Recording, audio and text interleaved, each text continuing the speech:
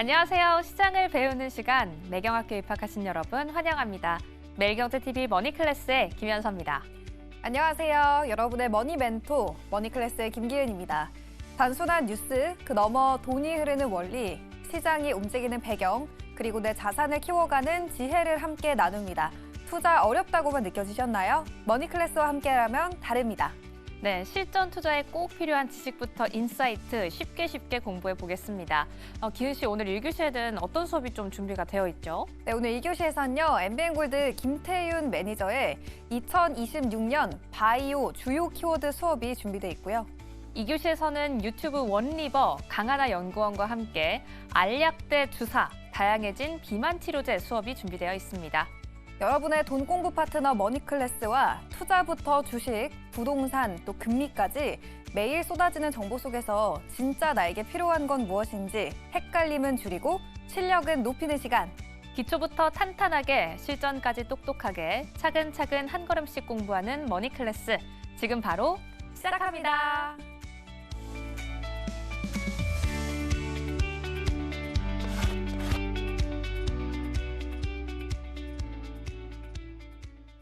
네, 머니클래스 이제 바로 출발해 보도록 하겠습니다. 오늘의 선생님은요, 지난 수업 시간에 주식의 기초가 되는 주식 용어를 아주 꼼꼼하게 설명해 주셨던 분이죠. 오늘은요, MBN골드 김태윤 매니저와 함께 보겠습니다. 매니저님 안녕하세요. 네, 안녕하세요. 진짜 오랜만에 네. 나와주셨는데 네. 잘 지내셨어요? 네, 뭐 잘 지냈고요. 뭐 그 네. 사이에 주식시장이 너무 좋아가지고 그쵸. 뭐 지금 뭐 5,000포인트를 뭐 거의 앞두고 있기 때문에 맞아요, 코앞이에요. 네, 뭐 잘 안 지냈다라고 하기에 주식시장이 너무 좋았습니다. 아니 오늘은 네. 또 어떤 주제로 수업을 해주실지 궁금한데 주제 네. 바로 공개해 주실까요? 네, 제가 이제 사실 그 머니클래스 출연을 했었을 때 대부분 다 어떤 주식 교육과 관련된 부분들 말씀을 많이 드린 것 네네네. 같아서 이제 2026년도 이제 초다 보니까 올해 그래도 주목을 해볼 만한 업종을 찾아봤어요. 오. 찾아봤는데 바이오를 찾아봤거든요. 바이오요? 근데 이미 그 많은 분들이 앞에서 다 같이 그러니까요. 찾아보셨더라고요. 아니, 확실히 네. 전문가분들이 지금 바이오에 되게 집중을 하고 계신 것 같아요. 네, 그래서 올해 뭐 아무튼간에 작년에 뭐 기술 이전이랑 어떤 이런 그 M&A 관련된 네. 이슈가 그동안 우리나라 바이오 기업들이 하지 못했던 그 수치들을 보여준 만큼 올해에도 그런 분위기가 지속될 것이다라는 관점이고요.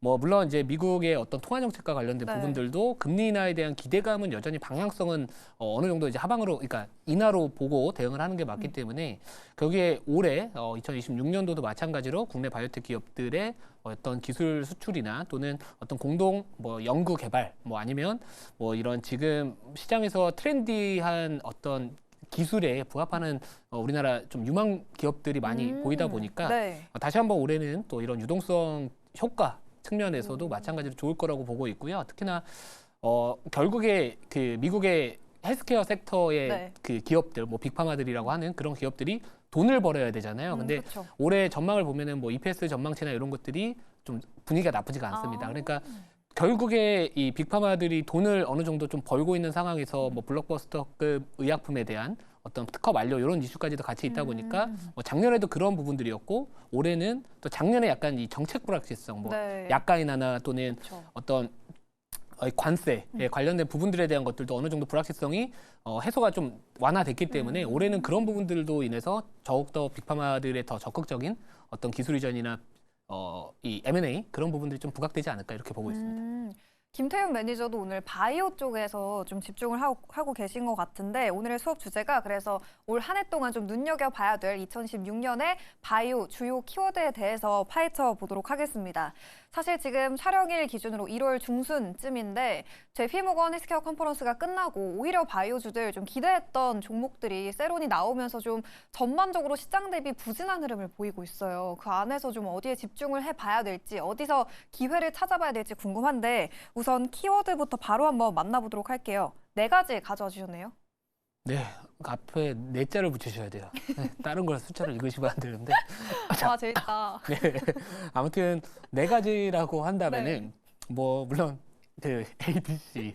ADC요. 자, ADC 쪽하고 뭐 비만이나 메시로제 쪽, 네. 그리고 뭐 CNS 뇌질환 치료제에 관련된 부분들, 그리고 뭐 CDMO 쪽, 이쪽에 대한 국내 기업들을 2026년도에 좀 관심을 가져보면 좋지 않을까라고 보고 있고요. 물론 네. 이거 외에도 뭐 RNA 치료제 시장이나 아니면 뭐 또 다른 또 새로운 어떤 키워드들이 좀 있겠지만 전체적인 큰 흐름들을 잡을 때 제가 봤을 때 이 정도 4가지의 키워드에서 좋은 기업들을 찾아내시면은 그래도 올해 좀 이렇게 수익률 좀 괜찮게 네. 기대해 볼 수 있지 않을까 이렇게 보고 있습니다. 지금 4가지 주요 키워드를 ADC 그리고 비만 메쉬 쪽, CNS 그리고 CDM 뭐 이렇게 추려와 주셨는데 저희가 한 가지씩 좀 세밀하게 들어가 보도록 할게요.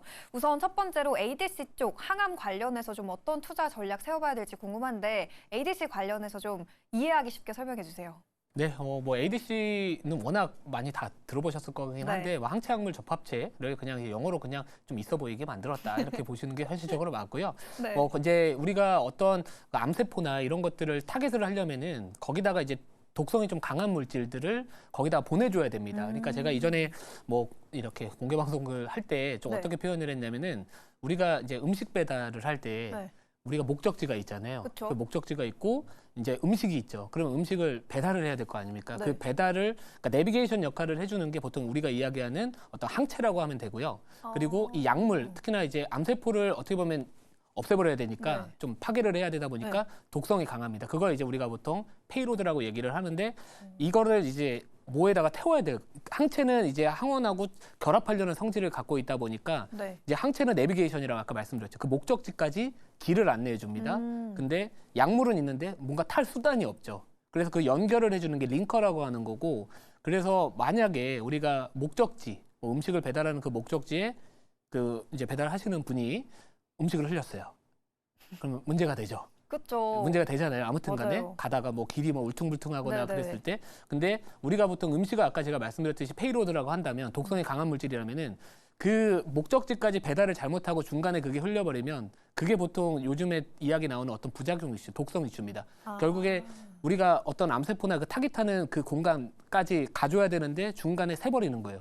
근데 그게 독성이 강하죠. 근데 그게 혈액 내에서 방출이 됐었을 때는 그게 이제 부작용 이슈가 나타나는 거고, 그래서 요즘에 작년에 다이치상교하고 머크의 그 B7H3이라는 단백질을 타겟하는 ADC가 있는데 거기서 사망자가 발생을 했는데 네. 그게 간질성 폐질환 관련된 그러니까 이슈가 좀 부각을 받았어요. 그러면서 FDA에서 임상을 일부 중단을 시켰습니다. 근데 그 이후로는 지금 시장에서 얘기하는 게 링커가 중간에 이제 끊어졌다? 아니면 그 약물이 아까 말씀드렸듯이 중간에 방출이 되니까 그거와 관련해서 이제 부작용 이슈가 나오는데, 그러니까 여태까지 그 ADC라는 그 키워드 자체가 항상 조금 한계점이라고 한다면은 독성이 강한 물질, 약물을 사용을 하다 보니까 중간에 그 링커가 꽉 잡고 있지 못하고 네. 목적지까지 배달을 제대로 못 해주면은 네. 그게 문제가 되는 거거든요. 그래서 국내 기업들 중에서 아무튼간에 그런 이 ADC 관련된 링커 이 기술 제일 인정받고 있고 거의 글로벌 탑티어라고 볼 수 있는 기업이 우리가 잘 알고 있는 리가켄바이오. 리가켄. 리가켄바이오가 이 콘졸 플랫폼이라는 그런 기술을 통해 가지고 네. 그러니까 아까 배달을 잘해주는 그 링커, 그러니까 연결을 잘해줘서 끝까지 목적지 같이 갈 수 있게 해주는 역할을 좀 강점을 보인다라고 보시면 좋을 것 같고요. 네. 그래서 뭐 리가켄바이오 같은 경우에는 그동안에 이제 사실 작년에 어떤 기술 수출에 대한 그 기대감이 좀 있었는데 안 나왔습니다. 그러니까 뭔가 에이벨바이오는 아무튼간에 뭐 이 일라이릴리와의 기술 네, 이전이나 그렇죠. 이런 것들로 인해서 주가가 이제 급등을 했었는데, 사실 리가켄바이오 입장에서는 작년에 이제 주주분들 입장에서는 리가켄바이오도 이런 ADC 관련된 어떤 학회 일정에서 되게 주목을 많이 받았던 기업임에도 불구하고 네. 기술 수출이 안 나왔다. 근데 또 일각에서는 근데 작년에 신고가가 왔습니다. 그러니까 그 바이오 섹터는 기세거든요. 기세. 예, 한번 한쪽이 강하게 가면은 그 네. 기대감이 전이가 됩니다. 그래서 대표적인 성장 섹터, 네네. 그러니까 어떤 기대감이 올라오면 다 같이 올라가려는 군집성을 대표적으로 보여주는 업종인데요. 근데 이제 리가켄바이오가 작년에 그래서 이제 4분기 때 신고가를 갈 수 있었던 것도 결국 네. ABL 바이오가 앞에서 얘기랑, 잘해주니까 네. 이제 그 기대감이 붙었던 거고.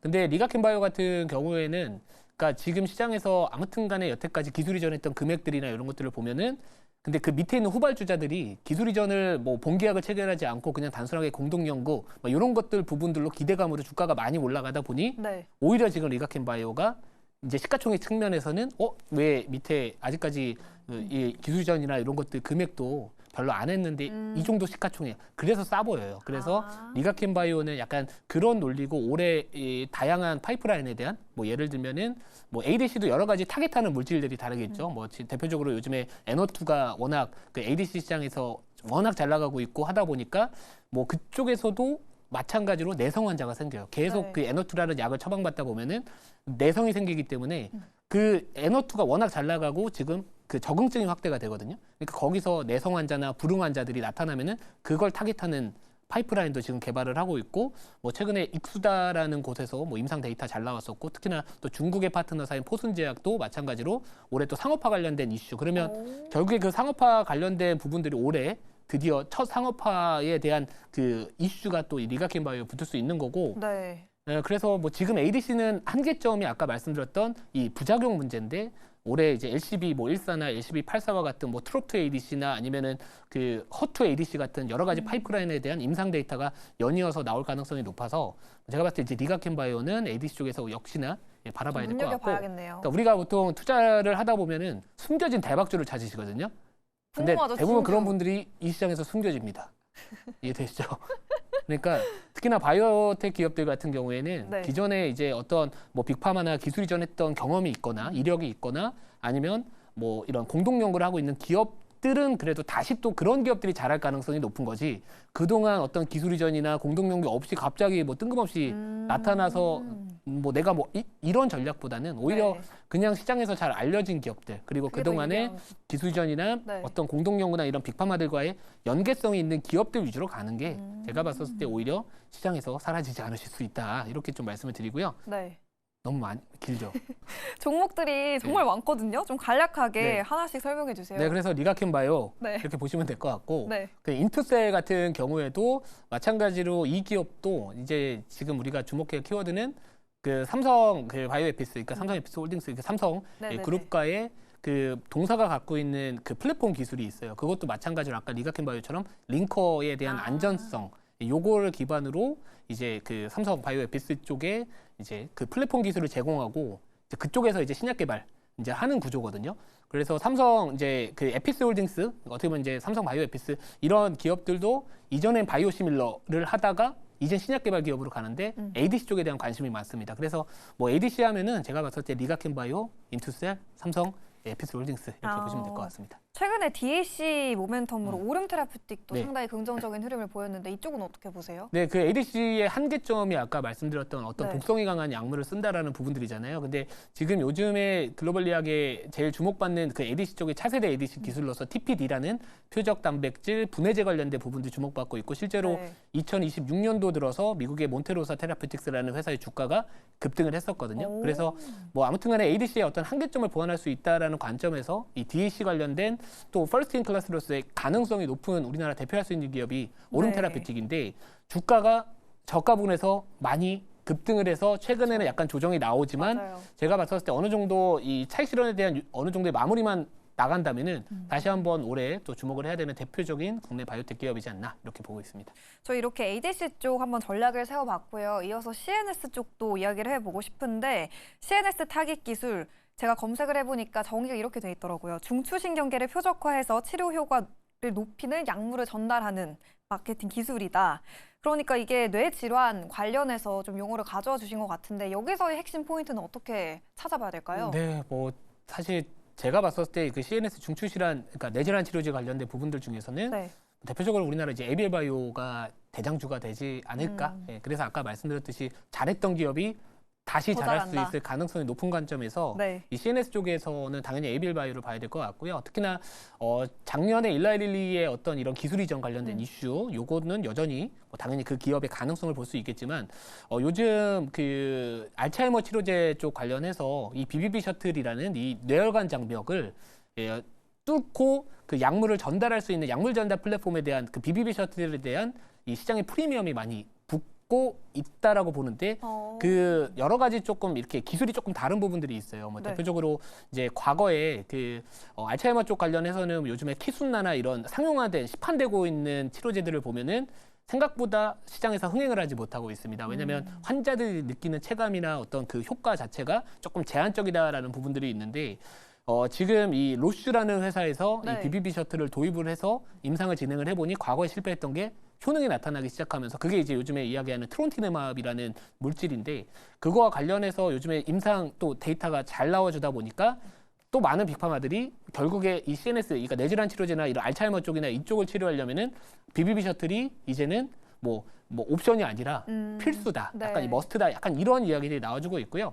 그래서 아무튼 BBB 셔틀 관련해서는 뭐 전 세계적으로 아무튼 지금 거의 뭐 탑티어 수준이라는 기술적 평가를 받고 있는 게 ABL 바이오고 그래서 뭐 ABL 바이오 같은 경우 요즘에 그래바디 B, 네. 그래바디 B라는 어떤 기술하고 또 그래바디 T라는 기술이 있는데 아무튼 그래바디 B 같은 경우에는 이제 많은 빅파마들이 BBB 셔틀 쪽 최근에 JP모건 헬스케어 컨퍼런스에서 ABL 바이오의 그 대표님이 또 이야기했던 게 이 BBB 셔틀도 종류가 좀 있어요. 뭐 예를 들어서 트랜스페린 수용체를 타겟하는 네. BBB 셔틀 아니면 뭐 IGF-1R이라는 또 물질을 타겟하는 그 BBB 셔틀 종류가 여러 예, 개가 종류가 여러 개 있구나. 있는데 네. 지금은 약간 시장에서 조금 더 많이 검증이 된 그 BBB 셔틀이 이제 트랜스페린 수용체 기반의 BBB 셔틀인데요. 근데 에빌 바이오는 그쪽이 아니라 IGF-1R이라는 이쪽 인슐린 유사성장 인자 뭐 1수용체인가? 저도 이거를 솔직히 모르겠어요. 네네. 모르겠는데 그냥 영어로 단어를 보시면 되는데 그러니까 아무튼간에 그 장단점에 대한 부분들이 있어서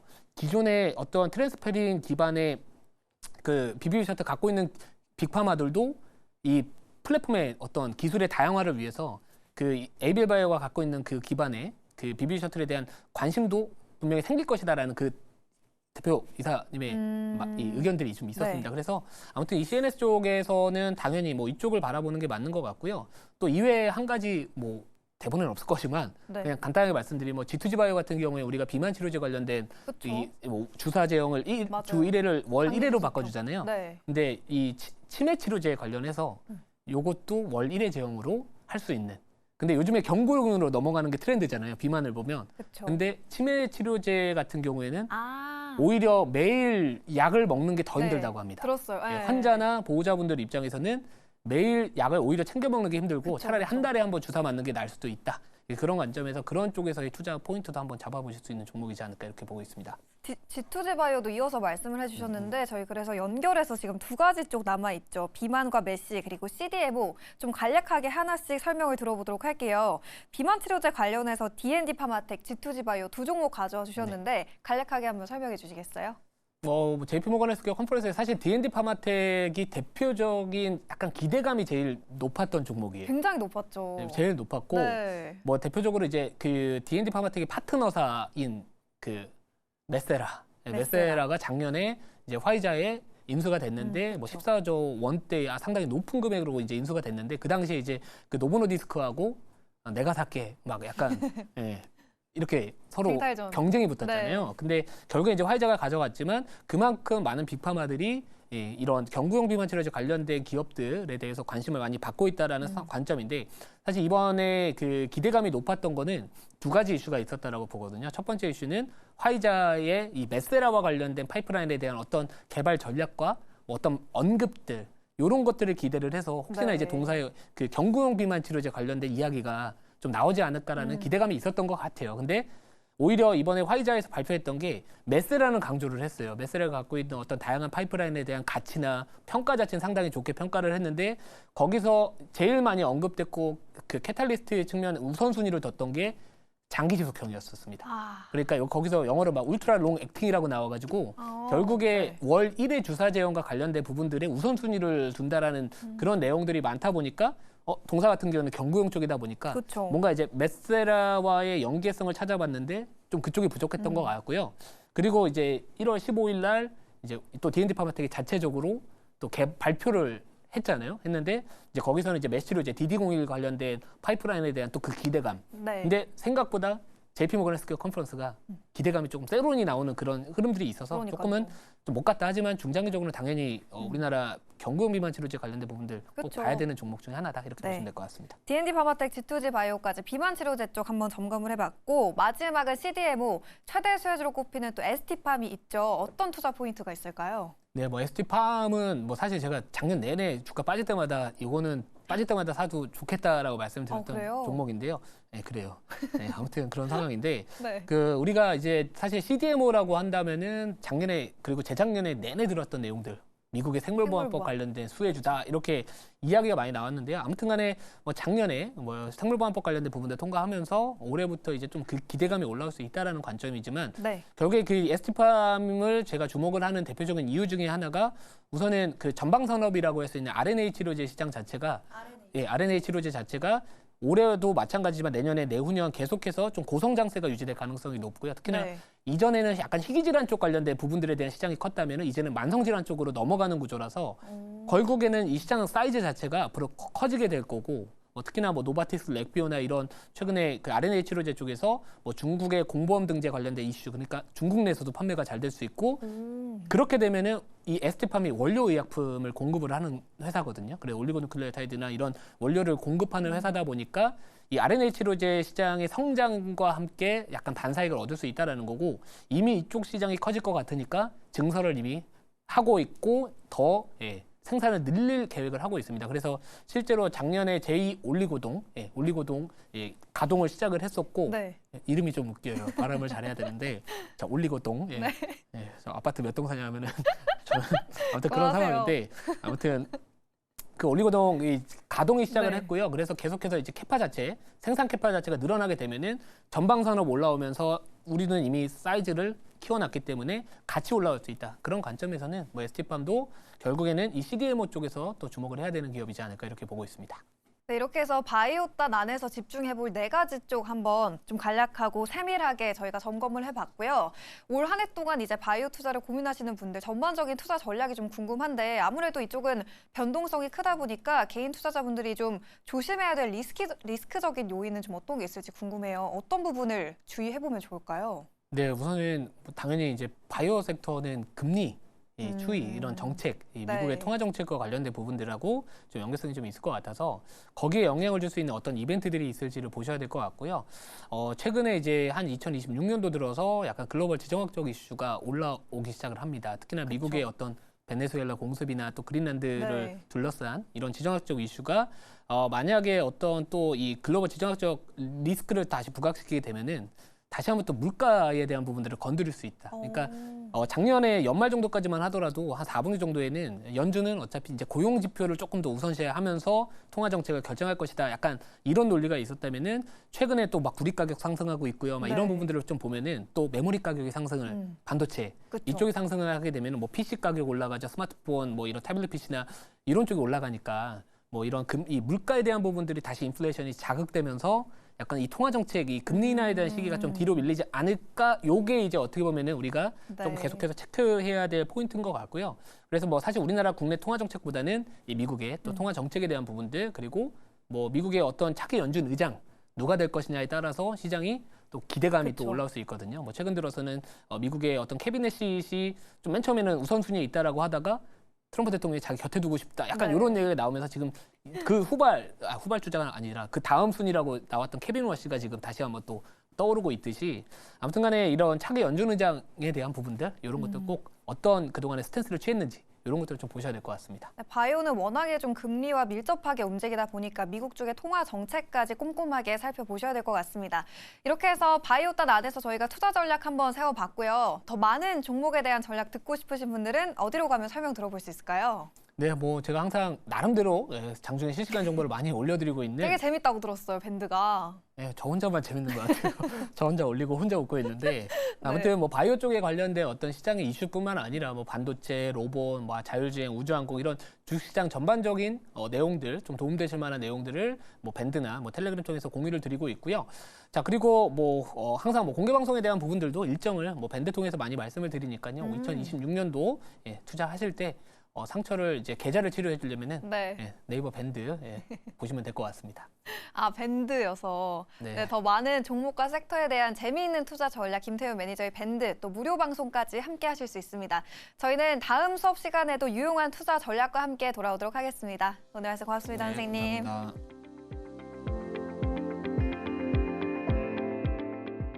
네, 머니클래스 2교시 수업 시작해 보겠습니다. 연초에 우리를 찾아오는 가장 큰 빅 이벤트죠. JP모건 헬스케어 컨퍼런스가 드디어 막을 내렸는데요. 제약 바이오단 안에서 어떤 이슈가 나올까? 일단 글로벌 빅파마들은 가격 경쟁을 통한 대중화를 선언했습니다. 그리고 알짜적으로 기술을 좀 가져갈 수 있는 방법을 모색하는 모습을 보였죠. 바이오 안에서 이 선생님을 두고는 머니클래스를 넘길 수 없다라는 우리 제작진들의 판단하에 오늘의 선생님을 모셨습니다. 오늘은 유튜브 원리버 강하나 연구원과 함께 비만 치료제의 거품 빼기 그리고 알약대 주사, 다양해진 비만 치료제에 대해서 공부해 보겠습니다. 어서 오세요. 안녕하세요. 네, 반갑습니다. 저희가 정말 너무너무 뵙고 싶었어요, 연구원님. 하지만 간단하게 시청자분들께 자기소개 한번 부탁드릴까요? 네, 안녕하세요. 제약바이오 전문 유튜버 강하나입니다. 진짜 하루 만에 이해하는 제약바이오 산업의 저자이기도 하고 이제는 대학원을 졸업할 예정인 사람이기도 합니다. 갓생을 살고 계시군요. 그래서 오늘의 출연이 정말 반갑고 기대가 됩니다. 제약바이오 관련해서 저희 또 이렇게 방송에 뒤에 칠판도 나와 있고 하니까요. 선생님이 학생한테 가르쳐 주듯이 저희도 네. 하루 만에 이해할 수 있도록 쉬운 설명 한번 기대해 보도록 하겠습니다. 오늘 어떤 이야기 해주실지 주제부터 한번 열어볼까요? 오늘은 알약대 주사, 다양해진 비만 치료제네요. 오늘 어떤 얘기 해주실 거예요? 우선 비만 치료제 시장이 계속해서 커지고 있는 건 모두가 알고 있는 사실이고 네. 비만 치료제 매출로 인해서 노보디스크와 일라이릴리가 정말 주목을 많이 받고 있잖아요. 네. 그런데 그걸 보고 다른 빅파마들이 가만히 두지는 않을 것 같기 때문에 네. 이 시장을 전반적으로 좀 이해하셨으면 좋겠어서 오늘 클래스를 함께 좀 잘 설명해 드리려고 합니다. 네, 지금 우리가 놓치면 안 되는 키워드입니다. 과연 비만 치료제 안에서 어떤 점을 조금 기본적으로 가져갈 수 있을지 오늘의 수업 한번 바로 시작해 보도록 할게요. 일단 비만이라고 하면 사실 저희가 그냥 느끼기에는 그냥 뚱뚱 이렇게 생각할 수 있지만 네네. 사실은 전 세계적으로 정말 큰 문제잖아요. 네. 미국인들 중에서는 이미 상당수가 비만 진행 중이고 그래서 시장 규모가 정말 폭발적으로 성장하고 있다라고 합니다. 그렇기 때문에 비만 치료제 시장의 최근 추이 그리고 미래 전망을 한번 짚고 가면 좋을 것 같아요. 일단 글로벌적인 시장 규모 지금 어느 정도 될까요? 일단 지금 규모로 해도 150억 달러에서 200억 달러 정도가 예상된다고 얘기가 나오고 있어요. 그게 네. 거의 25조 원 규모거든요. 정말 다른 질환이랑 비교를 해도 훨씬 더 큰 시장이라고 보시면 되는데 여기서 더 중요한 건 아무리 큰 시장이라고 할지라도 시장이 성장할 거라는 예상이 없으면 네. 사람들이 그 분야에 투자를 하지 않습니다. 그런데 비만 치료제의 경우에는 2030년 1,000억 달러까지도 예상을 하고 있고요. 2035년에는 1,500억 달러 이상까지도 성장할 전망이다라는 얘기들이 여러 증권사나 여러 애널리스트들로부터 나오고 있는 상황입니다. 그것만으로도 지금 전 세계의 비만 환자, 비만 인구가 너무너무 많은데 아직까지 이 비만 환자를 대상으로 현재의 비만 치료제로는 3~4% 정도밖에 커버를 하지 않고 있대요. 네. 그것만으로도 여전히 룸이 남아있다. 그렇다라는 것은 지금 잘하고 있는 대장들도 당연히 좋겠지만 네. 그 후발주자들도 들어갈 룸이 있다라는 걸 뜻하는 것이기도 합니다. 전체적으로 비만 치료제 시장이 큰 것은 물론이고 앞으로의 성장도 기대되는 시장이다라는 점 함께 정리를 해주셨습니다. 그리고 또 여러 기업들이 정말 이 비만 치료제 시장에 뛰어들고 있잖아요. 그렇기 때문에 우리가 좀 이렇게 이따가 스치면서 들어본 위고비, 마운자로 이런 우리에게 좀 친숙한 키워드들로 한번 두 번째 질문 여쭤보려고 하는데요. 미국과 한국에서 비만약이 정말 빠르게 도입이 되고 있어요. 저도 이제 걸어가다가 좀 이렇게 회사 동료분 만나면은 누군가 종로에서 마운자로를 샀다더라 이런 얘기 심심치 않게 들을 수 있거든요. 그래서 주요 제품을 중심으로 좀 비교를 해보면 좋을 것 같습니다. 한국과 미국의 비만약 출시 현황은 지금 어때요? 제일 최근에 핫했던 건 경구 위고비. 먹는. 원래 위고비가 주사 제형으로 나왔었잖아요. 네. 근데 경구 위고비이자 경구용으로 나온 최초의 비만 치료제가 12월 FDA 승인을 받았습니다. 그러면서 노보노디스크의 주가도 반토막 났었던 게 최근에 약간 반등을 하고 있는 모습이에요. 그래서 12월 경구 위고비가 나왔고 올해 4월에는 경구제형 저분자 GLP-1 기반의 비만 치료제 올포글리프론의 승인 여부가 나올 전망인데요. 이것만으로도 경구 비만 치료제 시장이 개화했다라는 것을 알 수 있을 것 같고요. 여기서 더 중요한 건 노보노디스크가 승인을 받은 경구 위고비의 경우 경구 세마글루타이드예요. 세마글루타이드가 성분 이름이거든요. 이 세마글루타이드라는 성분으로 위고비를 만드는 건데 네. 이 경구 위고비는 비만 치료제의 이름인 거고 원래는 당뇨 치료제로 리벨서스라는 이름의 경구 세마글루타이드가 이미 이전에 승인을 받은 적이 있어요. 그것도 그럼 상품 이름인 거죠? 약 이름? 그렇죠. 그러니까 약간 그 약의 이름만 다른 거고 네. 용량이 다른 거고 성분은 동일합니다. 어. 성분은 이제 다 세마글루타이드, 이 오젬픽, 리벨서스, 위고비 다 세마글루타이드 성분인 거고요. 네. 그래서 이 경구 위고비는 기존 리벨서스와 동일한데 용량만 다르다. 그래서 지금 출시 직후 사실 처방수가 생각보다 빠르게 올라오고 있어요. 일주일 정도, 한 1-2주 정도 지났는데요. 1월 5일에 출시된 이후 일주일 정도, 현재까지의 추이를 봤을 때 4,000건 이상의 처방이 나왔다고 합니다. 4,000건이라고 하면 사실상 좀 이해가 안 되실 수도 있을 것 같아서 비교를 해서 말씀을 드려보자면 네. 동기간 때 주사 위고비가 400 몇십 건 정도였거든요. 그러니까 지금 초기 프리미엄이 당연히 있겠지만 경구 위고비에 대한 수요도 어느 정도 보이고 있는 상황이고 사실 이 위고비나 마운자로도 너무너무 각광받고 있고 여전히 좋지만 그 넥스트 파이프라인들도 많이 기대를 받고 있습니다. 카그리세마라는 GLP-1에다가 아밀린이라는 새로운 타겟을 하는 이중작용제도 지금 임상 후기 단계이고요. 네. 일라일릴리 올포글리프론도 아까 말씀드렸지만 4월 승인을 앞두고 있습니다. 그 외에도 뭐 아미크레틴이나 여러 파이프라인들이 지금 여러 임상을 진행 중이고 지금 굉장히 각광받고 있는 분야는 아무래도 RNA 비만 치료제 쪽이라고 할 수 있을 것 같습니다. RNA 타겟의 비만 치료제를 개발하고 있는 좀 바이오텍들, 웨이브 라이프 사이언시스나 아니면 이제 다른 좀 작은 기업들을 보시면요. 우리나라 기업 중에서는 뭐 올릭스도 메쉬 치료제지만 비만 치료제까지 확장 가능성이 대두되고 있는데 RNA 치료제들의 가장 큰 특징이 나쁜 지방, 내장 지방만 없애고 좋은 지방은 냅두고 근육량을 증가시켜주는 기전이라고 알려져 있어요. 너무 좋은데요? 네, 그러니까 이런 다양한 비만 치료제들이 앞으로 지속적으로 출시되지 않을까. 안정성만 어느 정도 확인이 된다면 출시는 하나, 둘, 매년 한 건 정도는 될 것 같아요. 그렇기 때문에 시장이 조금 더 커질 거라는 맞아요. 기대감을 좀 가질 수 있는 거죠. 그렇죠. 새로운 타겟 아니면 병용요법 아니면 기존의 치료제에서 있었던 단점들을 커버하는 새로운 치료제. 혹은 뭐 진짜 더 나아가서는 저분자 경구용 아니면 펩타이드 경구용 정말 다양하게 네. 제형도 변경시키면서 시장 자체가 지금 많이 커지고 있는 상황입니다. 네. 저희 나갔던 표를 통해서도 많이 캐치를 하셨을 것 같은데 이 지금 하고 있는 비만 치료제 관련 표가 쫙 나갔었어요. 그것만 봐도 진짜 많잖아요. 그만큼 앞으로는 더 많아질 거니까요. 시장이 얼마나 커질지 끝도 안 보입니다. 그러면 조금은 실생활에 들어가 있는 질문을 한번 여쭤보고 싶어요. 제가 앞서서 이제 걸어가다 보면은 나 마운자로 종로에서 샀다 이런 사람들이 보인다라는 이야기를 드렸는데 만약에 내가 비만 치료제를 그 많은 제품들 중에 좀 선택을 해야 한다라고 생각을 하면 네. 일단 생각나는 기본 옵션은 한 두 가지잖아요. 네. 주사로 맞는 것 그리고 아직 국내에 나오지 않았지만 먹는 것 네. 이런 기준을 가지고 이 둘 중에 하나를 선택해야 할 텐데 일단 시장에서는 먹는 게 기본적으로 더 좋다라는 이야기가 나오고 있지만 둘 중에 뭘 선택할지에는 기준이 좀 있어야 할 것 같거든요. 어떤 기준을 가지고 비만 치료제를 좀 선택해야 돼요? 일단 가장 큰 차이점은 네. 주사 제형이 더 흡수율이 좋기 때문에 감량 효과도 더 좋은 경우가 많습니다. 그래서 주사 제형은 고도 비만 환자나 네. 아니면 정말 빠르게 체중 감량을 하고 싶어하는 사람을 대상으로 더 많이 팔릴 것 같고요.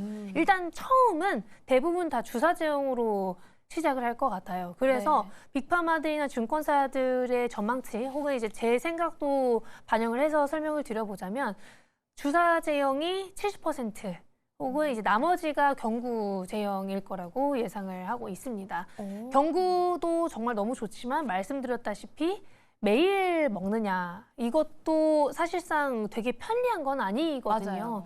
주사가 죽어도 싫다는 분들에게는 당연히 유일한 선택지이겠지만 일주일에 한 번 주사를 투여한다는 게 사실상 굉장히 편리한 부분이 이미 증명이 됐기 때문에 주사 제형이 70%, 경구가 30% 정도로 보시면 될 것 같고 설명드렸다시피 체중 감량 효과는 여태까지 다 주사 제형이 훨씬 더 우위에 있습니다. 임상에 있는 거, 상용화된 것들 다 비교해도 주사 제형이 흡수율이 더 좋기에 당연히 효능도 더 좋고요.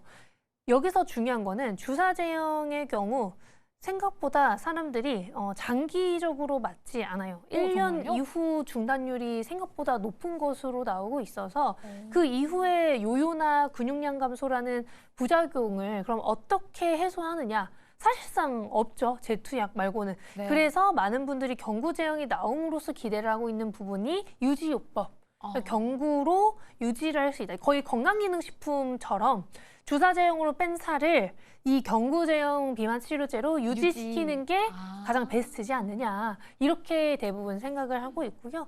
조금 더 나아가서 말씀을 드려보자면 이 주사 제형 시장이 너무너무 크고 앞으로도 커질 전망이지만 경구 제형과 비만 치료제 주사 제형의 시장이 100% 겹치진 않아요. 어차피 아까 말씀드렸다시피 뭐 유지요법도 있을 것이고 경구의 경우에는 병용 투여를 하기도 굉장히 용이하고요. 그래서 그런 것들 다 고려했을 때 그냥 시장 자체가 커지지 않을까. 저는 그런 생각도 하고 있고 지금까지 나온 혹은 곧 나올 경구 제형, 경구 위고비랑 올포글리프론의 가격이 한 달에 149달러래요. 그걸 생각해보면 지금 주사 제형보다 훨씬 싸거든요. 왜냐면 지금 주사 제형이 한국에서 제가 알기로 2달치 받으면 7, 80만 원 정도인 걸로 알고 있어요. 마흔자루가. 위고비는 조금 더 싼 걸로 알고 있고 한 40, 50만 원. 근데 이 복용하는 알약들의 경우에는 한 달에 150불이라고 했을 때 20만 원, 뭐 하루에 5천 원 정도로 처리할 수 있게 해주겠다 이런 얘기들이 나오고 있는 만큼 분명히 이제 장단이 있다고 생각을 합니다. 네. 일단은 1차적으로 생각해보면 둘 중에 뭘 골라야 하나라는 생각이 들지만 말씀해 주신 것처럼 이 시장에 대한 성장이 정말 눈부시게 열려 있고 그리고 일단 주사를 맞고 유지는 먹는 걸로 하자라는 전략도 있는 것처럼 두 시장이 모두 함께 커나가지 않을까라는 생각을 해봅니다. 근데 이거 정말 TMI지만 제가 주사를 정말 무서워하거든요. 막 초등학교 때 피 뽑다가 도망가고 막 그랬어요. 저 같은 사람들은 맞는 거 너무너무 무섭다. 그렇기 때문에 국내에서 경구용 위고비는 좀 언제 살 수 있을까라는 생각을 하게 되는 게 사실인데 국내 도입 가능성은 또 어떻게 보시는지도 궁금해요. 일단 노보노디스크의 위고비가 진짜 잘 팔리고 있다고 하잖아요. 국내는 언제 좀 들어올까요? 그래도 연내는 가능하지 않을까 대부분 예상을 하고 있는데요. 근데 이게 또 문제가 사실 이 경구 위고비의 경우 공복에 복용을 해야 된다는 또 단점이 여전히 남아 있어요. 그리고 물도 120ml와 복용을 해야 되고, 그러니까 펩타이드 기반이기 때문에 흡수율이 떨어져서 그렇게 복용을 해야 되는 부분인 거고요. 이 펩타이드를 경구로 바꾸면서 흡수율이 떨어지는 거라서 이걸 해소시키는 펩타이드 기반 경구를 만드는 회사가 또 떠오르겠죠. 그래서 그 후발주자들에 대해서도 관심을 가져야 될 것 같고 이 경구 비만 치료제가 나온 다음에 조금 제가 걱정이 되는 부분은 생각보다 용량이 좀 많이 들어가는 걸로 알고 있습니다. 주사 제형 대비 흡수율이 많이 떨어지니까 용량도 꽤나 높아야 되는 상황. 그렇다라는 것은 노보디스크 입장에서 이 원료가 더 많이 들어간다면 좀 불편하지 않을까. 좀 장점이라고 칠 만한 부분은 경구 제형의 경우 냉장 보관이 아니다. 주사 제형은 제가 알기로 다 냉장 보관이거든요. 그래서 그런 장단이 다 이제 있기 때문에 빅파마들이 현재는 공급에 있어서 쇼티지가 없는 한 이제는 공급에 차질이 없을 거다라고 얘기를 해줬으니까 네. 그래도 올해는 들어오지 않을까, 하반기에는 들어오지 않을까 그렇게 생각을 하고 있습니다. 네, 연내 그리고 올해 하반기에는 기대감을 가지고 어떤 소식이 들려오는지도 한번 체크를 해봐야겠습니다. 이 부분도 한번 짚고 갈게요. 앞서서 5,000원, 하루 5,000원으로도 이 비만 치료제를 맞을 수 있다라는 이야기 살짝 언급을 해주셨어요. 일라이릴리 측에서 저가 경구제 출시를 한다라는 이야기 때문에 이 비만 치료제 시장이 다시 한번 들썩이고 있는데 그만큼 이제는 저가형 그리고 얼마나 좀 접근성이 좋느냐가 키워드가 된 거고 일라이릴리의 이런 새로운 소식이 판도를 또 뒤흔들고 재편하고 있는 거겠죠? 그렇죠. 어차피 지금 트럼프 대통령이 비만 치료제들의 약가 인하를 굉장히 강하게 주장하고 있기 때문에 계속해서 가격은 미국에서 떨어지고 있는 상황이고요. 그걸 기반으로 좀 글로벌 개발도상국이나 아직 이런 비만 치료제가 많이 들어가지 않은 국가들에게도 네. 비만 치료제 수요가 늘어날 수 있지 않을까 그렇게 생각을 하고 있습니다. 그리고 여기서 더 중요한 거는요. 일라이릴리는 저분자 기반의 GLP-1 비만 치료제이기 때문에 네. 마진율이 정말 어마어마하게 좋을 거예요. 이 올포글리프로는 가격을 훨씬 더 많이 낮춰도 마진율이 정말 좋을 거라고 생각을 하고 있는데요. 노보디스크의 경구 위고비는 아까 말씀드렸다시피 펩타이드 기반이기 때문에 흡수율이 좀 떨어지고 그래서 생각보다 마진율은 올포글리프론 대비해서는 안 좋을 수 있습니다. 용량이 또 많이 들어가야 그렇죠. 되니까요. 용량도 많이 들어가야 되고 원료가 많이 쓰이기 때문에요. 그래서 그런 걸 고려했을 때 대량 생산에 있어서 그리고 마진율에 있어서 우위에 있는 건 일라이릴리의 올포글리프론일 것이다. 저는 그렇게 생각을 하고 있습니다. 네. 그럼 일단 이 부분을 좀 깊게 질문을 드리고 싶습니다. 오포글리프론이라고 강하게 강조를 해주신 만큼 이게 가지고 있는 장점이 뭔지도 한번 짚고 가고 싶어요. 일단 지금까지 이야기해 주신 내용을 종합해서 보더라도 좋다, 마진도 잘 나오고 라고 생각을 할 수 있는데 또 다른 장점에는 어떤 것들이 있을까요? 마진 외에도요? 마진이 사실상 파마들 입장에서는 정말 가장 중요하죠. 가장 중요하다고 저는 생각이 돼요. 왜냐하면 방금 생각을 해보시면 트럼프 대통령이 약가 인하를 계속 주장을 하고 요구할 텐데 그걸 대응할 수 있는 몇 안 되는 요소들 중 하나가 저분자 화합물 기반으로 약을 개발하는 것이거든요. 네. 거기에다가 이 올포글리프론의 가격이나 대량 생산도 너무너무 용이하지만 또 하나의 장점은 공복이 아니어도 된다. 아까 펩타이드는 공복이어야 된다고 말씀을 드렸잖아요. 공복이 네. 아니어도 되고 물 120ml랑 복용을 하지 않아도 된다는 것도 사실 되게 큰 장점이에요. 네. 사람들이 일어나자마자 뭐 커피를 한잔 하기도 하고 뭐 바나나를 하나 먹기도 맞아요. 하고 공복이 아닌 경우가 생각보다 많아요. 맞아요. 왜냐면 이제 경복이 아니게 되면 흡수율이 떨어지니까 효능도 같이 떨어질 수가 있거든요. 그래서 올포글리프론은 그게 아니라 그냥 오늘 먹고 싶을 때 이제 매일매일 먹으면 되니까 네. 상대적으로 그런 부분에 있어서 편의성이 굉장히 뛰어날 수 있을 거라고 저는 생각을 하고 있고요. 이런 저분자 화합물의 또 하나의 장점은 그냥 복용하다가 끊으면 이제 바로 괜찮아진다라는 것이죠. 우리가 기존에 알던 타이레놀이나 그런 알약들이 대부분 다 저분자 화합물입니다. 그러니까 역사적으로 가장 좀 우리가 친숙한 게 저분자 화합물이기 때문에 올포글리프론이 출시된 이후 일라이릴리가 세일즈를 좀 강하게 하지 않을까 저는 그렇게 생각을 합니다. 네. 말씀해 주신 내용 중에 정말 깊게 공감이 가는 게 저도 일어나자마자 뭔가를 입에 넣을 때가 많거든요. 근데 또 경구용을 매일매일 공복에 120ml와 섭취해야 된다라는 부담감을 가지고 있으면 이 루틴이 깨지기가 참 쉽잖아요. 맞아요. 그것도 정말 큰 장점인 것 같습니다.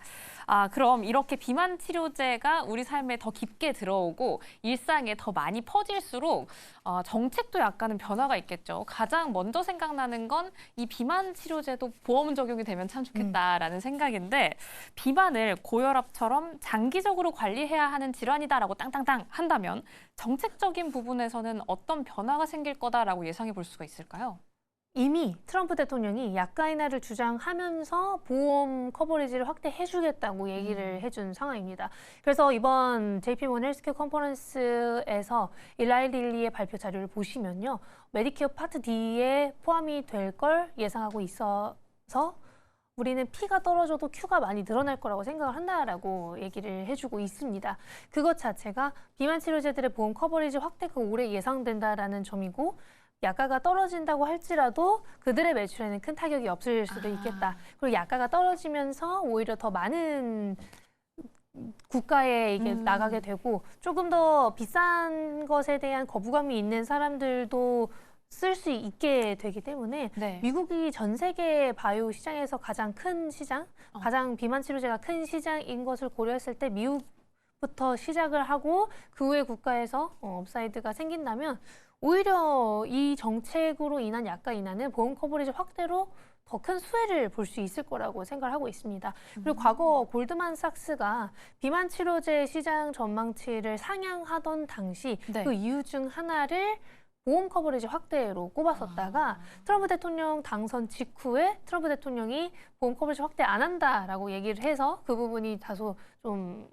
조용해졌었거든요. 네. 근데 최근에 다시 보험 커버리지를 확대해주겠다라고 얘기를 해준 게 장기적으로는 굉장히 좋은 이슈라고 저는 생각을 하고 있습니다. 네. 이렇게 정책적인 변화에 대한 흐름까지 어떤 부분을 예상해 볼 수 있는지 이 뒤의 흐름까지 한번 점쳐볼 수 있는 이슈 다뤄봤습니다. 그럼 요 질문만 추가로 한번 드리고 기업에 대해서 한번 여쭤볼게요. 저희가 주사제 이야기 나눴고 먹는 경구용 이야기를 나눴는데 이제 패치형 치료제도 좀 떠오르고 있다고요? 네, 패치형은 아직 갈 길이 멀죠. 사실상 이게 흡수를 하는 게 주사제형보다 알약이 좀 더 떨어지고 알약보다 패치가 훨씬 더 떨어질 것이기 때문에 일단은 임상 데이터를 보고 우리가 뭔가를 판단을 할 수 있을 것 같아요. 그다음에 패치는 이제 좀 초기 단계다. 다만 많은 분들이 기대를 하는 요소는 여러 제형 변경이 글로벌 트렌드에 부합하는 기술 중 하나이기에 여기서 뭔가 정말 괜찮은 데이터가 하나라도 나와준다면 네. 그때는 좀 관심을 받을 수 있을 것 같습니다. 이 뒤에 넥스트를 노리고 있는 패치형 비만 치료제가 또 이렇게 대기하고 있으니까요. 앞으로의 성장에 대한 매크로적인 흐름까지 함께 지켜보시면 좋을 것 같습니다. 하지만 이 안에서 정말 많은 이야기를 나눴는데 저희 시청자분들이 가장 중요하게 생각하실 건 그래서 국내에서는 어떤 기업을 볼까요? 이 부분일 거예요. 이렇게 국내 비만약 관련 제약바이오 기업들도 많이 열심히 일을 하고 있잖아요. 그 안에서 글로벌적으로도 좀 영향력을 키워갈 기업들 저희가 좀 선별해서 지켜본다면요? 우리나라 바이오 기업들이 그래도 글로벌리 좀 유의미한 기술력을 보유한 기업들이 좀 있습니다. 이제는 기술 이전이 나오는 기업을 기다려야 되는 상황인데요. 네. 상용화가 가장 단기간에 있을 수 있는 기업은 단연 한미약품입니다. 한미약품은 에페글레나타이드의 승인 여부 출시가 올해 될 거라고 예상이 되고 있어서 일단은 국내에서 비만 치료제 출시 시작, 그다음에 근육량을 증가시키는 비만 치료제도 진행을 하고 있어서 아마 임상 데이터를 확인했을 때 그때 좀 관심 많이 받을 수 있을 거라고 예상을 하고 있고요. 일동제약은 아까 올포글리프론처럼 저분자 GLP-1 비만 치료제를 개발 중이고 임상 1상이 끝났기 때문에 그 이후에 기술 이전 계약, 지금 상반기 내로 기술 이전 계약을 추진한다라고 얘기를 해놓은 상황입니다. D&D 파마텍의 경우에는 노보디스크처럼 펩타이드 기반의 경구 제형을 개발하고 있어요. 그런데 D&D 파마텍이 노보디스크의 플랫폼보다 스낵 플랫폼보다도 흡수율이 굉장히 높다라고 많은 분들이 기대를 하고 있어서 이 오랄링크라는 펩타이드 경구 플랫폼의 임상 데이터가 올해 발표될 수 있을 거라고 예상을 하고 있습니다. 그래서 그게 좀 관심을 받을 수 있을 것 같고 마지막으로 간단하게 설명을 드릴 만한 회사들은 장기 지속형 하고 있는 G2G 바이오, 펩트론 그리고 인벤티지 랩이 아마 빅파마와의 계약이 나오게 된다면 그때 관심을 많이 받을 수 있을 것 같습니다. 네, 이렇게 4가지 기업만 선별해서 쏙쏙 가지고 왔으니까요. 저희 시청자분들을 야무지게 한번 챙겨가셨으면 좋겠습니다. 그럼 마지막 질문 이렇게 간단하게 드려볼게요. 가장 중요한 질문입니다. 어떻게 보면 기업만큼 올해 비만 관련주 전망과 투자 전략 간단하게 코멘트 남겨주신다면요? 올해도 비만 치료제가 여전히 작년처럼 트렌드의 한 축을 담당할 수 있을 것 같은데요. 네. 그 중에서도 작년 말 그리고 올해 4월 경구 비만 치료제들의 승인이 예상되고 있는 상황이기에 경구 비만 쪽에 우리가 조금 더 관심을 가지면 좋지 않을까? 저는 그렇게 생각을 하고 있습니다. 어찌되었건 노보디스크의 경구고비가 현재 출시 이후 굉장히 초반 추이는 좋잖아요. 네. 그래서 그런 걸 고려했을 때 경구비만 시장은 이제 개화되는 것이기에 우리나라 기업들도 들어갈 룸이 있다라고 생각을 하고 있고요. 그 외에도 작년에 기술 이전 계약을 기대했던 비만 치료제 관련 기업들이 올해 나올 수 있다라는 생각이라서 장기 지속형이든 아니면 RNA 기반으로 개발하고 있는 올릭스든 네. 이 대사질환, 비만 쪽에서 추가 기술 이전 올해 한두 건만 나와줘도 비만 섹터 자체가 너무 좋아질 거라고 저는 예상을 합니다. 네. 그럼 더 가져야 될 기대감이 많아지는 것 같습니다. 기술 이전 계약에 대한 소식 어떻게 업데이트 되는지 꾸준히 저희와 함께 머니클래스와 함께 팔로우 해보시면 좋을 것 같아요. 오늘 전반적인 비만 치료제 시장에 대한 이야기 어떠셨나요? 전 정말 얻어가는 게 많았던 것 같은데 다음 수업 시간에는 조금 더 알차고 조금 더 재미있는 수업으로 다시 한번 돌아오도록 하겠습니다. 그럼 오늘의 선생님 여기서 보내드리도록 할게요. 오늘 말씀 고맙습니다. 감사합니다.